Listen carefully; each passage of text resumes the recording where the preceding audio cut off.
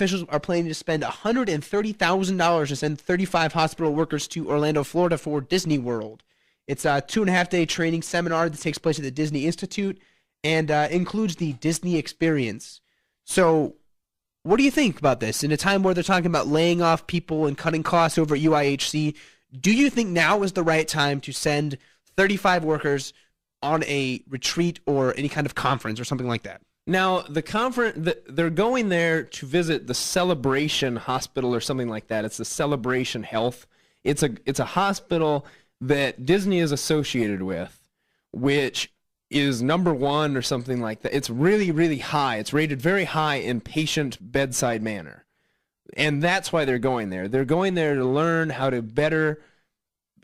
have better bedside manner with patients, because apparently in a national survey, the University of Iowa hospitals came in at a 64% approval rating, which is average. That was a little bit, I think it was 2% above average, but they want to improve it. So I would say right now, they have to cut $10 million from their budget, because that's what the legislature told them they need to be cutting. They should not be going on this trip. No, I wouldn't be worried. I mean, if you're average, I know that you should always excel to be better, but buy their book rather than go down there and then try to do it as best as you can from here, or maybe just send one person and then you could have everybody relay back. I understand that they're probably, or at least they're hopefully, sending the bare minimum of people that need to go, but just send one person and have them send your best note taker, because this is not the time. This is not the time. It's a great thing to try to achieve, to be a better hospital. That's always great to hear, but you cannot be doing it when you should be cutting millions of dollars from your budget. I mean, that's enough to probably save 2 or 3 jobs by saving that $130,000. Oh, yeah. And I mean, they argued in return, the hospital argued, well, it would cost us $1 million to have a consultant come and do this. Like I said, don't buy do the that. book. Or just don't do that. I mean, if you're average right now in a time of an economic crisis, you strive to maintain.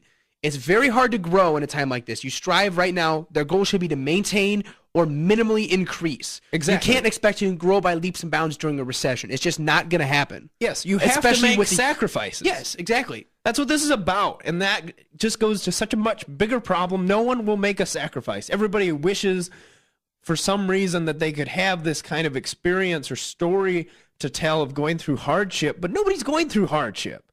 You're not going on these kind of trips if the economy is that bad. I mean, yes, it's stagnant, but you have to accept these sacrifices if you want it to get better.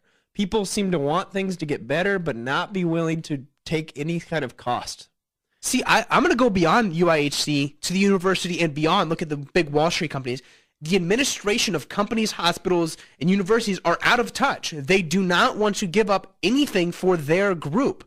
They want to just take and just spend their money the way they want to, but they got to realize that you got to take it in a little during a hard time, weather the storm, and then grow after that. And I just feel like nobody's willing to do that. Mm-hmm. No, I would agree. All right. Well, as Alex mentioned at the top of the show, Roxanne Conlon has filed her papers with the Federal Election Commission to run for U.S. Senate. So she's still kind of unknown, at least for us. She's a lawyer, so we know. She's a Des Moines lawyer, and I've listened to her on NPR a couple of times. And the main reason she's running, or the main reason she at least claims she's running, is she disagrees with Senator Grassley's stance on health care reform.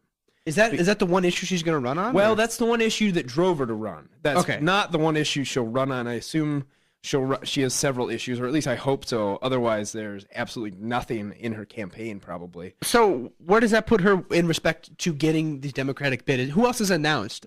Because there's a bunch of unknown. Nobody else is really a real contender. That's why the Democratic Party, if you haven't been paying attention all summer, has been touting this mystery candidate that'll take down Chuck Grassley. And it was assumed that it was actually going to be Secretary Vilsack's wife, but she has now openly said it's not. She's not running. She's not coming back to do this.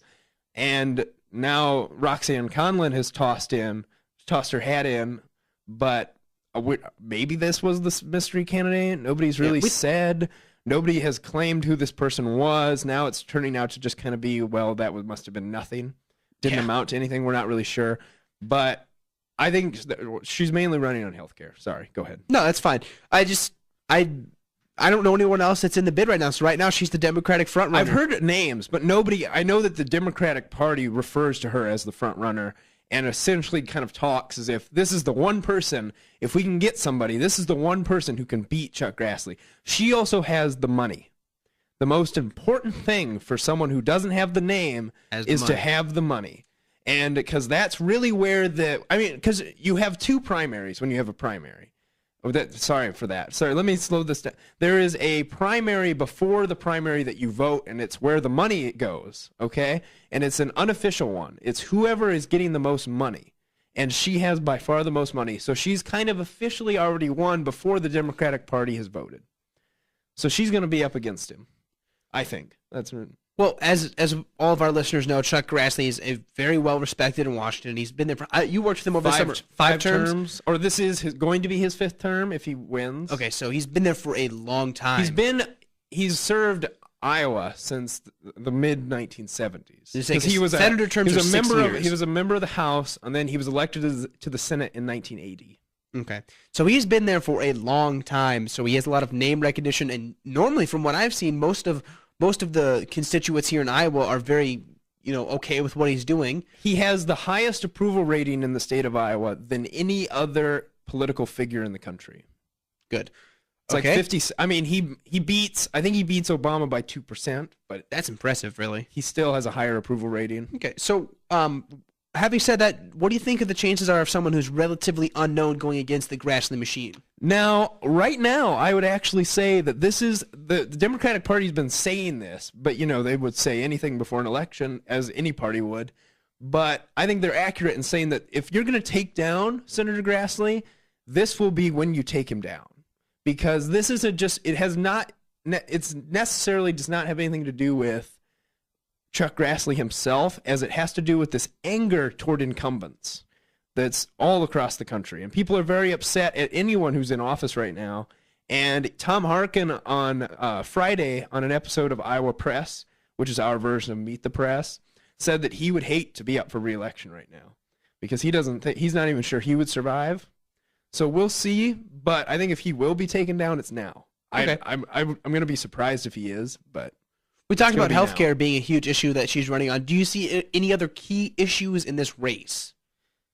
Not that will affect Senator Grassley negatively. Because the big thing, because he was all about it, and then he came back, he was all about a compromise, came back to Iowa, came back to Iowa during the August recess, had some town hall meetings, got shouted at a lot, and changed his mind, kind of did a 180, went back to the right, stopped compromising, and became kind of a thorn in the president's side and in those who were trying to pass health care. Mm-hmm. And so that's where he's bad, is because he did not vote for reform or anything like that. Sorry. Yeah, no, that's it. I don't have anything else to say. I think we should just go ahead and you want to give him the weather, and then we'll send him off with the song? All right, let's do it. The weather for today, it is currently 55 degrees and sunny, but it's getting dark. And with 8-mile-an-hour winds, it feels like 51 degrees. And then tonight, it's just going to be partly cloudy, and the same for tomorrow. We'll be back right after this.